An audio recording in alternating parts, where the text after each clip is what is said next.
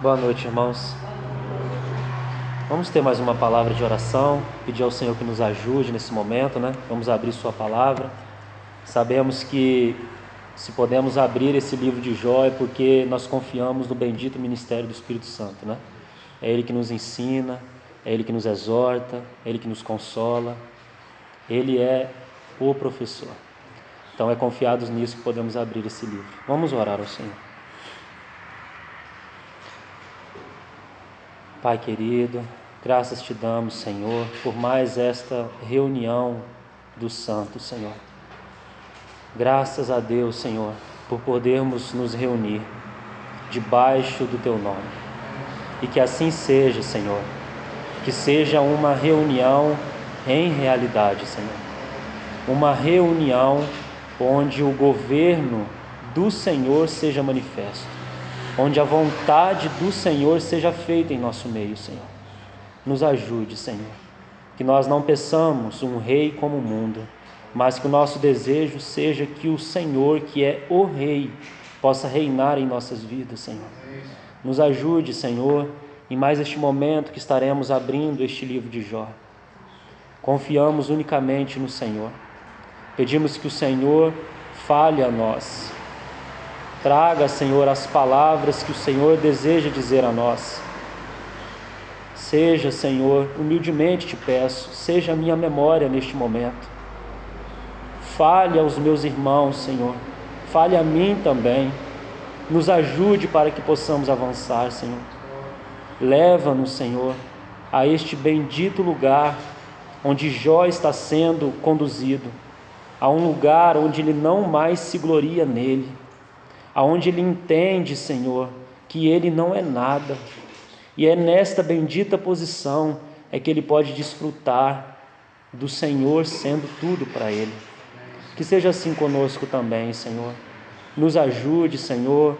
Não queremos passar essa etapa deste livro que temos estudado juntos como sendo apenas um estudo, e muito menos queremos, Senhor, que o Senhor pare conosco na experiência deste livro em alguma etapa, mas que possamos avançar, Senhor. Se o Senhor requer que coloquemos a mão na boca, que assim seja, e que o Senhor possa concluir esta etapa conosco, Senhor. Obrigado, porque o Senhor, tendo colocado suas mãos, não voltará atrás. O Senhor trabalhará nossas vidas até aquele momento onde o Senhor concluirá tudo aquilo que intentou em seu coração. Obrigado pela vida dos meus irmãos aqui presentes, Senhor.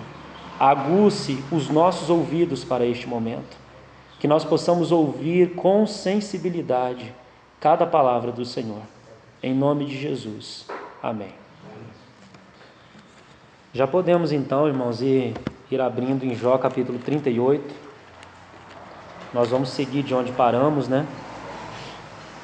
Sabemos que estamos na etapa então que o Senhor ele se apresenta a Jó por meio de um redemoinho. E aquele trabalhar duplo, então, ele iniciou na vida de Jó, nesta etapa, que é um trabalho de destruição e elevação, um trabalho de operação da morte e de operação da ressurreição. E então, irmãos, graças a Deus, nós chegaremos naquela parte final do livro, onde o Senhor alcançou aquilo que desejava em Jó. Que seja assim conosco também. Então nós vimos no último momento, né? Eu não vou voltar mais nos pontos anteriores hoje. Nós vimos apenas o 5º ponto, então, onde nós abordamos o Salmo 139. Certamente aquele salmo há de nos acompanhar por toda a vida. É uma pérola, né? Spurgeon mesmo, um grande ministro da palavra, ele chama aquele salmo de uma pérola rara, porque de fato é assim. E é um salmo que, como pudemos ver no compartilhado do domingo, cada irmão recebeu uma impressão diferente do Senhor. Ele é um salmo tão lindo e tão rico, né? Mas abordando na linha que temos construído, nós vimos que se Jó ele é incapaz de responder essas perguntas, de saber essas coisas que o Senhor está perguntando a ele, então ele também é incapaz de conhecer o seu próprio coração. E quantas vezes nós nos enganamos achando que conhecemos bem a nós mesmos, mas na medida que vamos avançando com o Senhor, nesse caminho que temos chamado de um caminho de maturidade, nós vamos percebendo que, na verdade, nós só podemos nos ver na luz do Senhor, porque é o Senhor que tem um conhecimento perfeito sobre nós. Como dissemos, Ele é aquele que conhece cada recanto do nosso ser. Ele é apto para trabalhar, para julgar nossas vidas, porque o seu conhecimento é perfeito. O Senhor não erra. Por mais que nós podemos achar em algum momento da nossa vida, e nós, irmãos, não se engane, passaremos por esses conflitos, nós podemos achar que o Senhor está tendo um julgamento errado sobre nós, que não é assim conosco em certo sentido. Mas, irmãos, o Senhor nunca erra. Se Ele tem nos falado algo, pode ter certeza que o seu exame é perfeito. Ele fala e assim o é. E Ele vai trabalhar nossas vidas. Por isso que quando nós olhamos a vida de Jó, mesmo nos momentos quando Jó ele diz coisas terríveis contra o Senhor e contra os seus caminhos, o Senhor não retira sua mão. Ele mantém sua mão firme, justamente porque ele olhava no interior de Jó e ele sabia que havia algo ali que ainda precisava ser tratado. E assim também é conosco. Então, esse Deus que tudo conhece é o Deus que trata conosco. E não apenas o Deus, é o Pai que trata com os seus filhos. Porque não é um tratar distante, é um tratar aproximado. É um tratamento, uma educação de amor. É assim que o Senhor trabalha conosco. O Senhor, Ele nos ama e por isso Ele nos educa. Ele usa sua vara ou seu cajado, não importa. O que importa é que Ele está segurando o instrumento e Ele sabe exatamente o que precisa ser feito nas nossas vidas.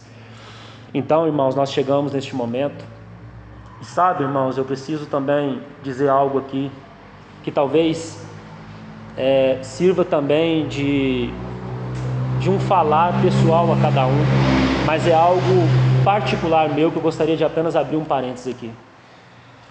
Na medida que tenho considerado esse livro de Jó, nós já vamos para o texto, só me escute um pouco.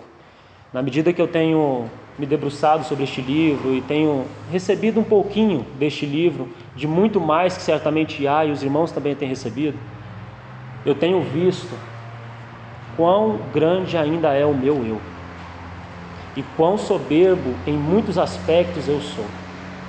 E o Senhor, irmãos, no meu quartinho secreto tem me revelado muitas coisas. Por que eu estou dizendo isso? Porque estou neste momento pelo Senhor trazendo algo deste livro, mas eu não estou isento do trabalhar do Senhor. Isso que estou dizendo aos irmãos primeiro está me confrontando. Eu também estou no processo de transformação. E o Senhor tem me mostrado que ainda sou muito falador, que ainda há muita soberba no meu coração, que ainda em muitos aspectos procuro destaque ou competição. E assim é com todos nós, irmãos, em diferentes níveis. Peçamos ao Senhor que lance luz mesmo nas nossas trevas. O intuito do livro de Jó, de estudarmos esse livro, não é algo meramente intelectual. Que o Senhor tire isso do nosso meio, mas que nós possamos receber verdadeira luz, luz que transforma, luz que nos aproxima do Senhor, luz que nos faz, irmãos, desfrutar do Senhor como nunca desfrutamos antes, porque na medida que nós vamos avançando em maturidade, é isto que nós vamos experimentando do Senhor. O Senhor sim vai levar muitas coisas à morte, vai levar, irmãos, mas como já dissemos, e este é um princípio da palavra, e por isso tem que ser repetido, tudo que o Senhor leva à morte, Ele se coloca no lugar. Então o nosso desejo deve ser que o Senhor opere o quanto antes a sua cruz nas nossas vidas, porque na medida que Ele vai operando, porque é 2 gumes, na medida que Ele vai operando a morte, no mesmo momento, porque os 2 gumes entram junto, nós vamos desfrutando da ressurreição. Graças a Deus por isso, irmãos. Então eu estou trazendo este testemunho pessoal para encorajar os irmãos, porque se os irmãos estão sendo confrontados e talvez achando que somente é com você esse processo e você se acha terrível, não é assim, irmãos. A palavra, ela sempre vai confrontar a todos nós, independente do nível de caminhada com o Senhor que já estejamos. Jó, por exemplo, não era um bebê na fé. Jó era alguém já bem avançado no Senhor. E o Senhor está tratando com alguém da estatura espiritual de Jó, que sem dúvida, irmãos, é muito mais maduro do que nós. Jó suportou coisas que nós não suportávamos, nem um pouquinho do que ele passou, porque Jó era alguém maduro no Senhor. Mas então, irmãos, que sirva de encorajamento, que o Senhor possa cada vez mais lançar luz nas nossas trevas. E, irmãos, eu preciso dizer algo mais antes de seguir aqui também. Geralmente, nós associamos maturidade espiritual como sendo um conhecimento que estamos recebendo da parte do Senhor. E isso tem que ser verdadeiro, né? Precisa ser assim. Se estamos avançando com o Senhor, que um conhecimento também cresça. Isso passa pelo nosso intelecto, mas vai além dele. Mas esse conhecimento, ele precisa realmente crescer. Mas, irmãos, eu preciso enfatizar que maturidade aqui no livro de Jó se resume em uma característica: silêncio. Então, se o Senhor nos tem falado algo, a marca de maturidade proeminente nesta sessão que temos visto é colocar a mão na boca e acolher a palavra que temos recebido da parte do Senhor. Quem são os vencedores das igrejas no Apocalipse? São aqueles que têm ouvido a voz do Espírito, que têm ouvido o que o Espírito tem falado. E não é diferente aqui. Quem são os vencedores? São aqueles que têm escutado a voz do Espírito, a voz que nos fala hoje, e têm acolhido e têm procurado obedecer à voz do Senhor. Simples assim, irmãos. Claro que há muitas outras implicações, mas trazendo de uma maneira bem simples e aproximando, seria isso. Então eu preciso enfatizar isso, por quê? Porque o Senhor só pôde prosseguir com Jó, porque ele colocou a mão na boca. Talvez, como orei no início, talvez a experiência do livro para alguns, ou talvez até mesmo para mim, pare no capítulo 38. Por quê? Porque o Senhor vai dar esse primeiro giro conosco, porque Ele tem dado esse giro com a Assembleia toda, com todos nós. E se nós, ao final desta primeira etapa, não colocarmos a mão na nossa boca, talvez nós continuamos a exposição do livro, mas a experiência, o desfrute deste livro cesse para nós ou pare para nós em algum momento. Então que nós não sejamos esse. O encorajamento e o desejo do Senhor é que todos nós avancemos. Esse é o desejo do coração do Senhor. E como nós vamos avançar? Tendo a mesma atitude que Jó teve, colocando a mão na boca, para que o Senhor possa dar mais uma rodada conosco, e nós possamos chegar naquele final, que se resume, irmãos, em um conhecimento verdadeiro de que nada somos. Irmãos, nós precisamos chegar nesse bendito lugar. Os irmãos se recordam daquele texto que li aqui do irmão Stephen Kong? Alguns irmãos relataram que até aquele texto marcou e que reouviram aquela mensagem algumas vezes. Mas ele vai dizer que experimentar a sentença de morte é um bendito lugar, quando o Senhor nos leva àquela bendita posição de chegarmos ao fim de nós mesmos. Quando nós chegamos a esta posição, irmãos, nós deixamos de confiar em nós para confiar totalmente no Senhor. Nós paramos de ter todo o controle das nossas vidas em nossas mãos e nós aprendemos a nos lançar totalmente sobre o Senhor. Nós aprendemos a confiar nele. O nosso eu, irmãos, é muito grande. Nós temos uma autoconfiança muito grande. E o Senhor, Ele deseja fazer esse trabalho de redução, que vai do 10 ao 0, né? Como já disse também, que um outro irmão cita também. Então, irmãos, só lembrando isso, porque nós estamos dando continuidade, e esses são pontos cruciais para que o Senhor nos ajude nesse livro. Amém? Então vamos seguir. Nós paramos no versículo 19. Jó capítulo 38, versículo 19. Então o Senhor vai continuar fazendo as perguntas, né? E diz assim, verso 19: Onde está o caminho para a morada da luz? E quanto às trevas, onde é o seu lugar, para que as conduzas aos seus limites e discernas as veredas para a sua casa? Percebe que o Senhor meio que personifica tanto a luz quanto as trevas aqui? Ele traz uma personificação para ensinar algo a Jó. E continua assim. Observe esse verso 21 agora, irmãos. O Senhor ele vai usar de uma certa ironia com Jó, mas é uma ironia santa, né? Não é bom quando nós usamos de ironia, mas o Senhor aqui ele usa de uma ironia santa. E olha como ele vai confrontar Jó aqui. Verso 21. Tu sabes, porque nesse tempo eras nascido, e porque é grande o número dos teus dias. Percebe como o Senhor ele usa como que uma ironia com Jó aqui? A Jó, como que o Senhor dizendo, Jó, você deve saber dessas coisas, né? Porque você já era nascido naquele tempo, os seus dias são grandes, né? Então, irmãos, aqui nesses versos 19 a 21, que corresponde então ao 6º ponto, nós poderíamos ir a Gênesis capítulo 1, por exemplo, traçar um paralelo entre a luz e as trevas, mas nós não vamos fazer isso. Eu gostaria apenas que os irmãos sublinhassem no verso 19 a expressão morada da luz. Situaram aí? Verso 19, morada da luz.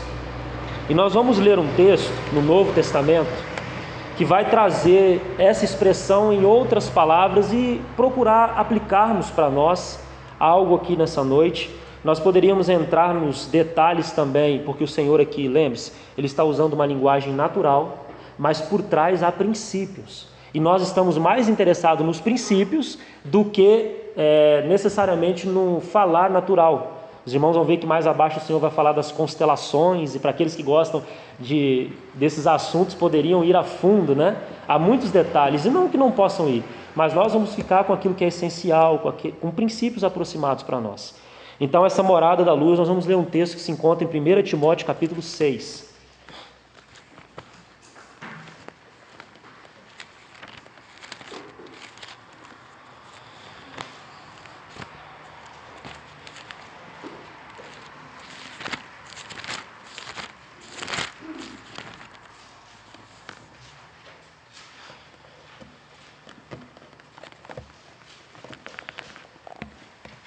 Essa carta de Paulo a Timóteo, irmãos, eu não poderia passar nela sem falar algo, devido ao falar que o Senhor já nos tem trazido também, pela vida do irmão Eliezer também. E esta é uma carta, irmãos, já da maturidade do apóstolo Paulo. Ele escreve essa carta no inverno da sua vida. Lembra que nós dividimos a vida de Paulo nas fases? Então, esta carta de Paulo a Timóteo, ela corresponde ao período do inverno. É uma das últimas cartas escritas pelo apóstolo Paulo. Ela foi escrita depois até mesmo de 2 Timóteo. E essa carta aqui, irmãos, ela é uma carta de cunho pastoral, assim como a 2ª carta a Timóteo e a carta a Tito. São cartas endereçadas a pessoas com responsabilidades na edificação da igreja. E esta carta aqui, ela vai tocar no assunto do governo de Deus na igreja. E eu gostaria de citar aqui uma divisão para os irmãos depois considerarem. Não é o assunto que nós vamos abordar, mas eu preciso abrir esse parênteses, como disse, devido ao falar que o Senhor tem trazido de um modo geral, certo? Então eu vou citar uma divisão dessa carta que vai ajudar os irmãos depois que desejarem fazer uma leitura dela. Então, podem anotar assim, capítulo 1.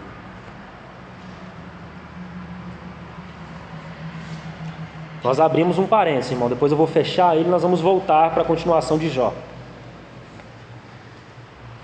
No capítulo 1, os irmãos coloquem assim: a igreja deve ensinar Cristo.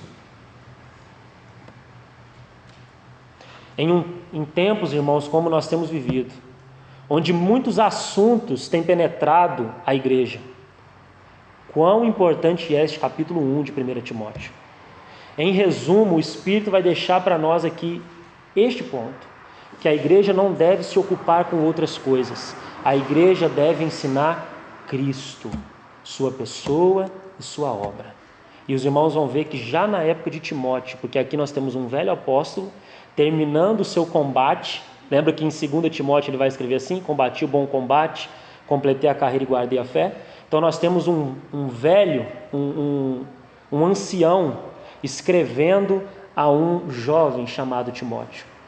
como ele deveria então proceder lá naquela igreja em Éfeso. Então, no capítulo 1, a igreja deve ensinar Cristo. No capítulo 2, o assunto é a reunião e a adoração pública.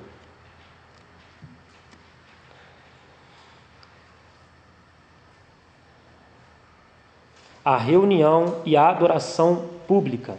Então, se os irmãos quiserem ajuda sobre estes assuntos também, importantíssimos e tratados pela palavra de Deus, deixados pelo Espírito registrados, aqui está uma ajuda para nós, sobre a reunião e a adoração pública. Coloque em letra A e letra B assim também para ajudar. Coloca assim, letra A, dentro desse segundo ponto citado, do capítulo 2. Letra A, oração coletiva.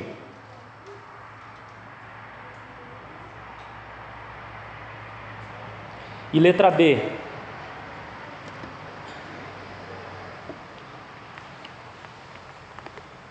o ensino público nas reuniões da igreja.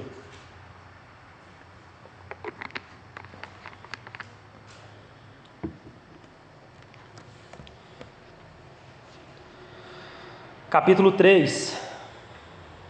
Aí chegamos no assunto então que encoraja os irmãos a estarem lendo esse capítulo 3, devido ao falar já que o Senhor tem nos trazido também. O governo da igreja. Às vezes, irmãos, nós podemos ter dificuldade com esses assuntos de governo, do governo de Deus na igreja. Mas, irmãos, nós não podemos negar os textos e o registro sagrado sobre essa verdade bíblica do governo de Deus na igreja. Então, quando nós entramos, por exemplo, nesse capítulo 3, nós vamos ver sobre o presbitério e sobre o diaconato. Se os irmãos quiserem colocar entre parênteses, presbitério e diaconato. Nisso que acabei de citar do capítulo 3. Estou passando um pouco mais rápido porque não é o foco, irmãos. Então, qual é o papel do presbítero na igreja? O que é o presbítero, irmãos? O presbítero é o ancião. Uma palavra correlata também é bispo. São palavras correlatas.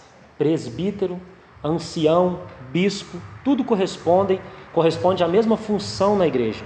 E o presbítero é aquele que supervisiona, é aquele que está vigilante, é aquele que cuida do rebanho, ou aqueles que cuidam do rebanho.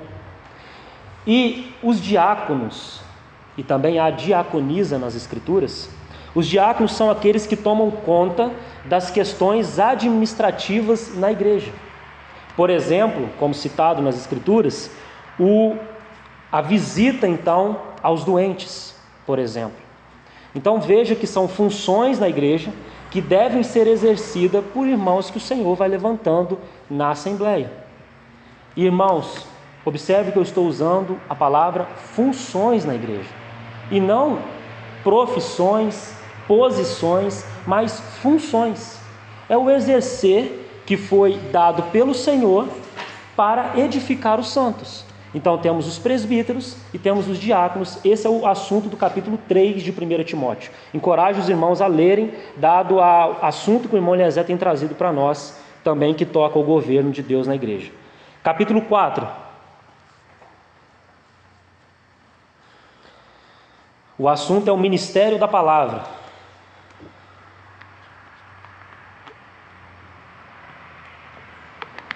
O Senhor levantou o irmão Eliezer, agora tem me dado a graça de compartilhar algo. Amanhã que o Senhor possa levantar outros. Então aqui está um capítulo importante também, correspondente ao ministério da palavra. Capítulo 5, o assunto é disciplina.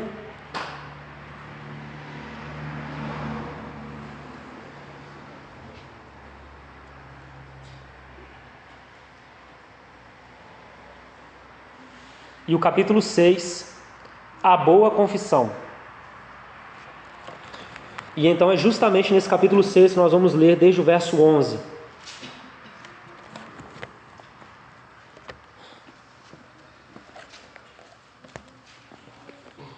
Diz assim,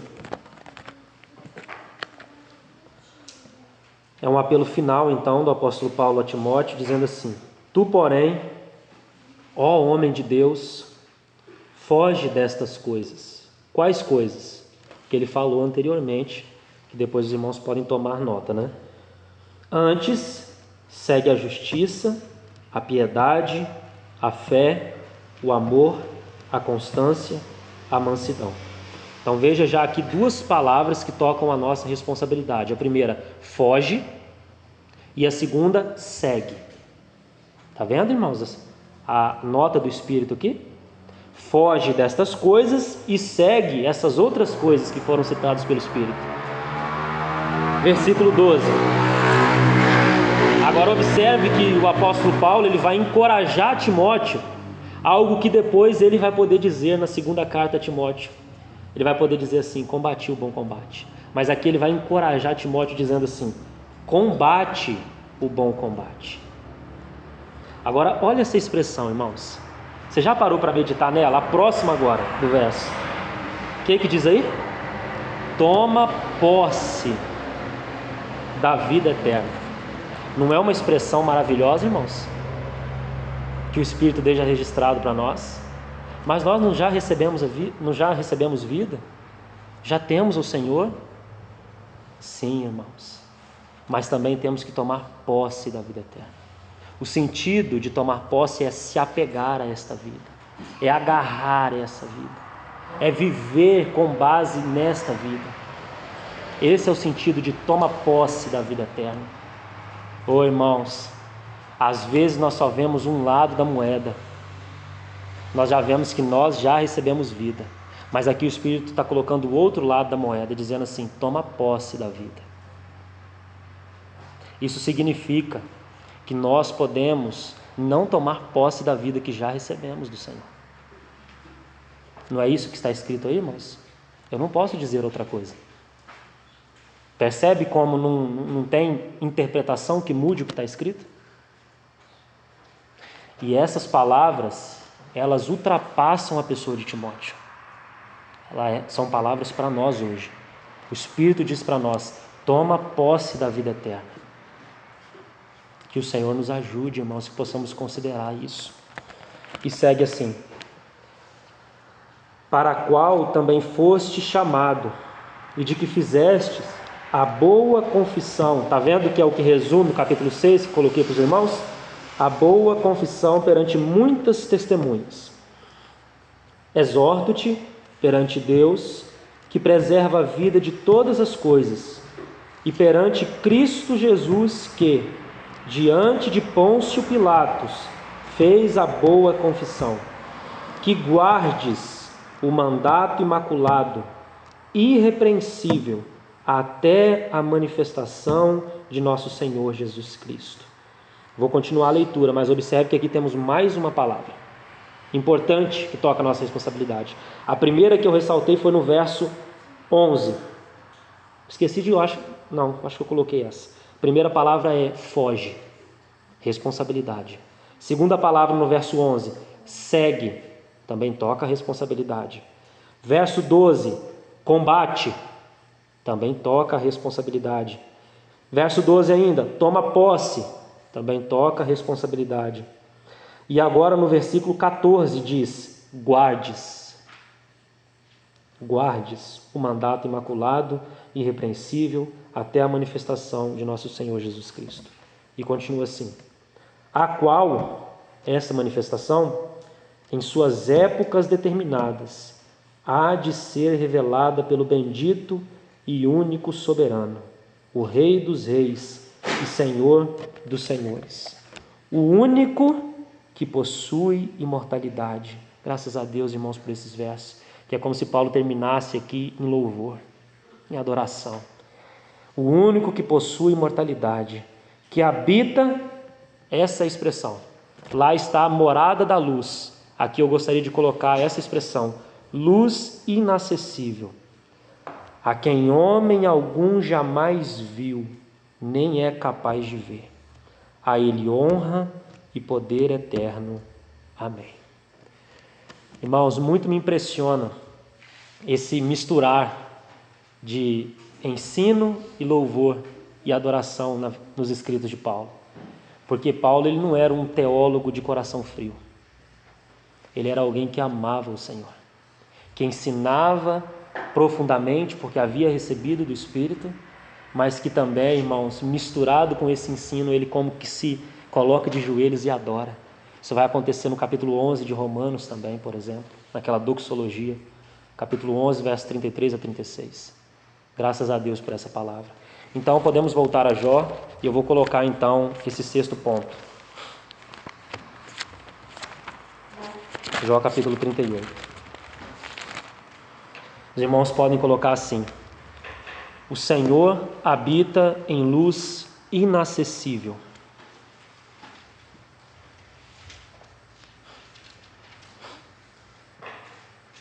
O Senhor habita em luz inacessível. Por que este ponto, irmãos, que parece que meio que distancia o Senhor de nós, né? Nosso Senhor habita lá na luz inacessível. Mas, irmãos, o Senhor está ensinando algo a Jó aqui. Na medida que nós vamos caminhando com o Senhor e esse crescimento vai acontecendo nas nossas vidas, nós corremos um grande perigo de achar que já sabemos tudo, de nos acharmos superiores uns aos outros e até mesmo questionar a Deus. Mas o Senhor, Ele meio que está mostrando a Jó aqui que Ele é o possuidor de toda a luz e que Ele deseja, porque este ponto não é um ponto que distancia, mas é um ponto que ensina e que aproxima algo a Jó. E o Senhor deseja lançar luz sobre Jó. O Senhor é aquele que tem toda a luz, Ele é a luz e deseja lançar luz nas nossas trevas. Então, irmãos, Ele está ensinando a Jó que nós não temos um conhecimento perfeito, nem com respeito a nós e nem com respeito a Deus. Nós estamos num processo de crescimento, já que maturidade não é algo final, maturidade é um processo. Por isso que nós ficamos às vezes carregando tanto peso, né? Nossa, mas eu ainda não sou maduro. Mas ainda... Não, irmãos. Todos nós estamos em um processo. E esse processo leva tempo, leva pressão e leva temperatura. É assim que transforma-se uma pedra bruta em um diamante, né? Então, irmãos, tenha paciência. Maturidade não é um estágio final. Por isso que quando o apóstolo Paulo ele escreve Filipenses, ele vai, já no final de sua vida, ele vai como que entrar pelos portões da eternidade dizendo assim: para o conhecer. Irmãos, o nosso conhecimento sobre o Senhor, o nosso crescimento, ele sempre irá avançar. Isso é verdade aqui, isso é verdade na eternidade. Na eternidade, as coisas não serão paradas, sem graça. Haverá um crescimento contínuo, porque o nosso Cristo, Ele é inesgotável. Então nós vamos entrar na eternidade, nós vamos estar com o Senhor, nós vamos continuar aprendendo dEle, recebendo dEle, crescendo cada vez mais. Graças a Deus por isso, irmãos. Ponto 7. Nós vamos pegar os versos 22 e 23.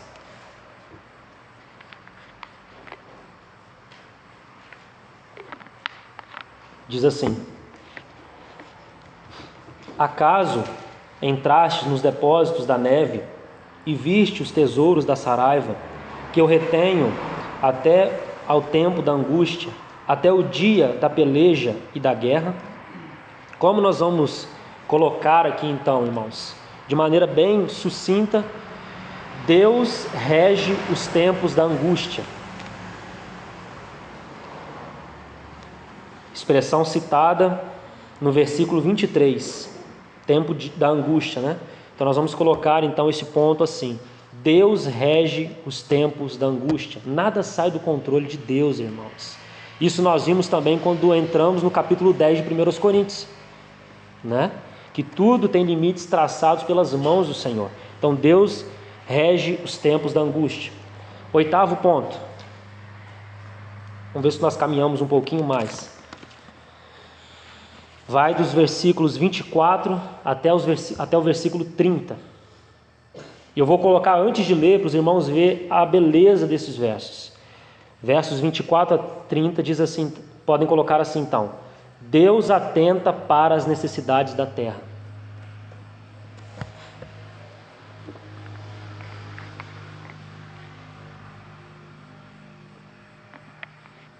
Deus atenta para as necessidades da terra. Vamos ler então desde o verso 24. Onde está o caminho para onde se difunde a luz e se espalha o vento oriental sobre a terra? Quem abriu regos para o aguaceiro, ou caminho para os relâmpagos dos trovões, para que se faça chover sobre a terra? Olha agora, irmãos. Para que se faça chover sobre a terra, onde não há ninguém. Irmãos, você está entendendo? Isso mostra-nos algo do caráter do Senhor. E no ermo em que não há gente, para dessedentar a terra, deserta e assolada, e para fazer crescer os renovos da erva? Acaso a chuva tem pai? Ou quem gera as gotas do orvalho? De que ventre procede o gelo? Ou quem dá à luz a geada do céu? As águas ficam duras como a pedra, e a superfície das profundezas se torna compacta.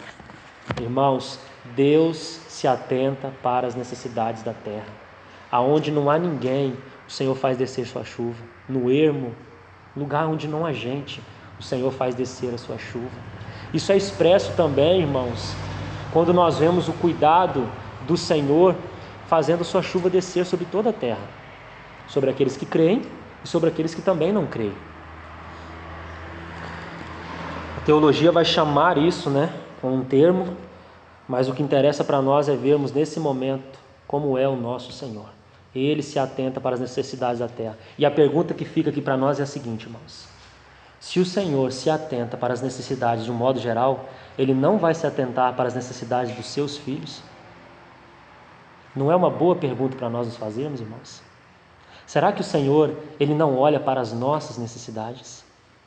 Posso afirmar que olha, porque quando nós olhamos Mateus capítulo 6, lá diz que o vosso Pai sabe do que tendes necessidade. Irmãos, isso é tão lindo. Percebe? Abordamos de um modo geral, agora nós aproximamos, porque o Senhor aqui está tratando com um filho chamado Jó. E para nós também fica essa pergunta: será que nós temos confiado no Senhor? Será que temos confiado na provisão que vem da parte dEle? Se Ele tem o cuidado de regar a terra onde não há gente, Ele não vai ter o cuidado de cuidar das nossas vidas, irmãos? Que pergunta sondadora, irmãos. E como disse já no ponto anterior, o nosso coração pode nos enganar, dizendo que nós já confiamos plenamente no Senhor. Mas, irmãos, fiquemos no nosso quartinho secreto com o Senhor. Ele vai nos mostrar ainda que há muitas coisas na nossa vida que ainda não entregamos nas mãos do Senhor. Muitas coisas que nós ainda procuramos obter provisão a partir de nós, sem confiar no Senhor. Que o Senhor nos ajude, irmãos, e que fale profundamente ao seu coração. Versos 31 a 38, então, é o 9º ponto.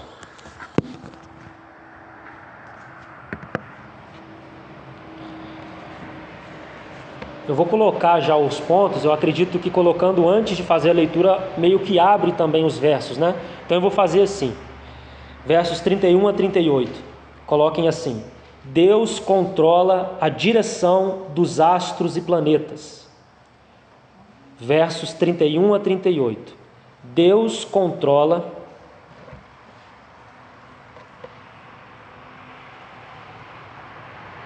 a direção dos astros e planetas.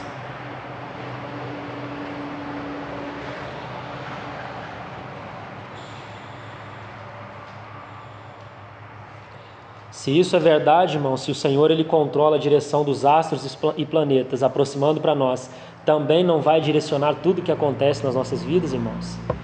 Percebe, irmãos, que há algo mais do que o falar natural aqui? Dos elementos naturais que o Senhor está trazendo? E aí os irmãos podem fazer diversas aplicações, eu vou colocar apenas o princípio geral. Irmãos, o Senhor é quem controla, quem direciona as situações das nossas vidas. Nada sai do seu controle. E então nós vamos ler dos versos 31 a 38. As perguntas continuam, Ou poderás tu atar as cadeias do 7 estrelo, o Senhor aqui ele vai citar várias constelações. Aqueles que gostam de estudar depois podem considerar. Aqui na nossa tradução está 7 estrelas, mas se os irmãos forem em traduções mais antigas vão encontrar Pleiades, né, que é uma outra palavra e traz mais a raiz, a essência aqui. Mas isso não tem muito significado no momento. Ou soltar os laços do Órion, ou fazer aparecer os signos do zodíaco. Aqui foi traduzido por signos do zodíaco, é Mazarote, nos manuscritos mais antigos. Tá? E aqui não é pegando, por exemplo, só para os irmãos que talvez estudam mais a fundo também, gostam de considerar as palavras, aqui não estou indo a Strong, por exemplo, que dá o sentido da palavra. Aqui estou recorrendo a traduções mais antigas, que nós temos, graças a Deus, já disponíveis aí. Inclusive, vou citar aqui para os irmãos que gostam de estudar, né? Há uma tradução para o português chamado Bíblia Textual. Nesta Bíblia, os irmãos fizeram, a BV Books, né, uma editora, fez um trabalho de trazer uma tradução com os manuscritos mais antigos da Bíblia. Não baseado no texto massorético, por exemplo, que é a nossa tradução, mas em textos mais antigos ainda. Por exemplo, vai usar a versão dos 70 ou da Septuaginta, que é uma versão citada pelo Senhor Jesus e não foi corrigida por ele. Então, uma versão fiel às Escrituras. Vai também citar outros manuscritos que foram encontrados, rolos antigos que foram encontrados recentemente, datados de épocas mais antigas. Então, vai meio que aproximar o texto àquilo que o Senhor trouxe mesmo no início. Irmãos, mas não estou dizendo que a tradução aqui está errada. É apenas um auxílio, uma ferramenta para os irmãos que gostam de estudar. Verso 32, continuando. Ou guiar a ursa com os seus filhos? Sabes tu as ordenanças dos céus? Pode estabelecer a sua influência sobre a terra? Até o 38, né? Podes levantar a tua voz até as nuvens, para que a abundância das águas te cubra? Ou ordenarás aos relâmpagos que saiam e te digam, eis-nos aqui? Quem pôs sabedoria nas camadas de nuvens? Ou quem deu entendimento ao meteoro? Quem pode enumerar com sabedoria as nuvens? Ou os odres dos céus, quem os pode despejar para que o pó se transforme em massa sólida e os torrões se apeguem uns aos outros? Então aqui se encerra essa 9ª sessão. Vamos fazer apenas a 10ª e nós terminamos por hoje. A 10ª sessão, então, vai do capítulo 38, verso 39, 38, 39, até o capítulo 39, verso 4. Nós poderíamos separar essas sessões, mas como se trata do mesmo assunto, eu coloquei elas juntas, tá? Então, capítulo 38, verso 39, até o capítulo 39, verso 4. E o que vemos então nesses versos? Nós vemos que Deus não se distrai e não se esquece.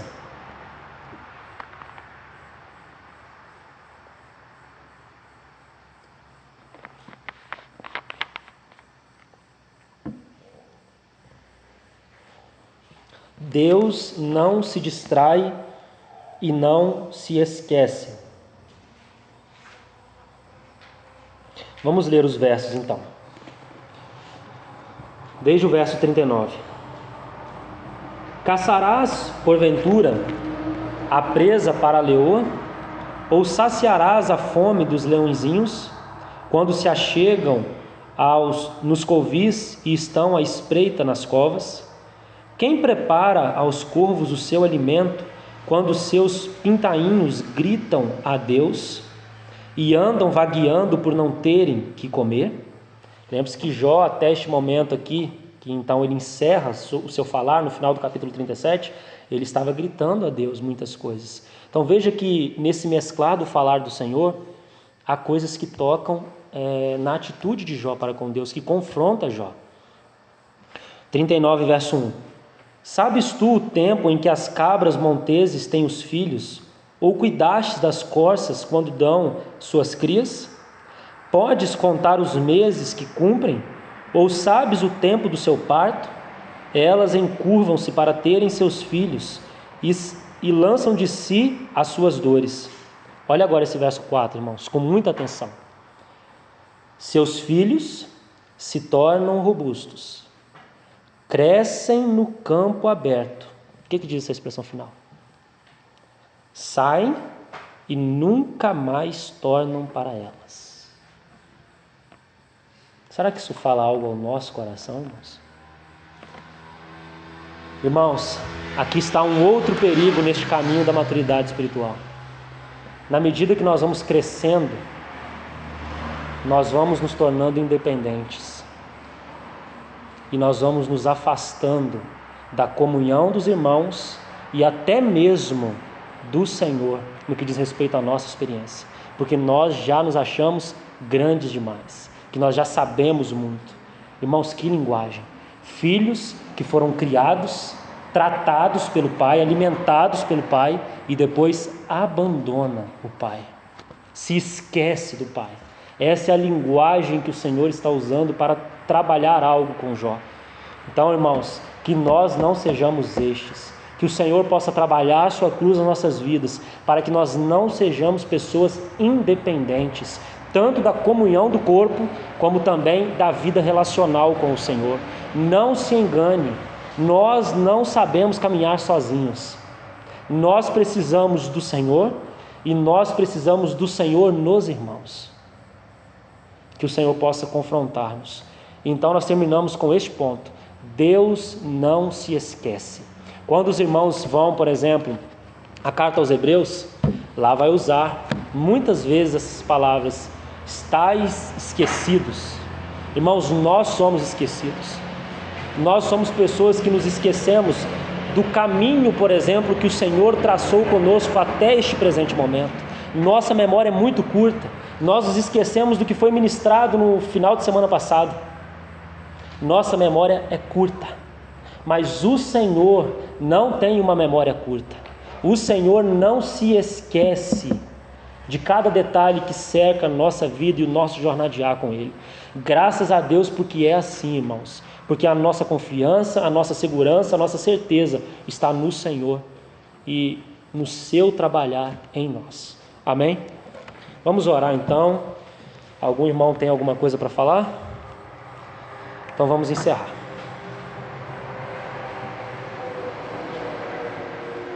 Pai, obrigado por este momento, Senhor. Obrigado pela Tua palavra. Colocamos, Senhor, tantas coisas, mas nós pedimos que o Senhor possa trabalhar isso mais profundamente em nós. Que o Senhor nos recorde durante esta semana isto que vimos no dia de hoje. E que possamos, Senhor, na Tua presença, considerar, para que tenhamos vidas mais profundas contigo. Trabalhe as nossas vidas, Senhor. Traga cada vez mais luz sobre nós. Nós não queremos permanecer como somos. Quebranta-nos, Senhor. Leva à morte aquilo que precisa ser levado à morte. E conduza-nos para cada vez mais perto de Ti. Nós nos confiamos em Tuas mãos. Em nome de Jesus. Amém.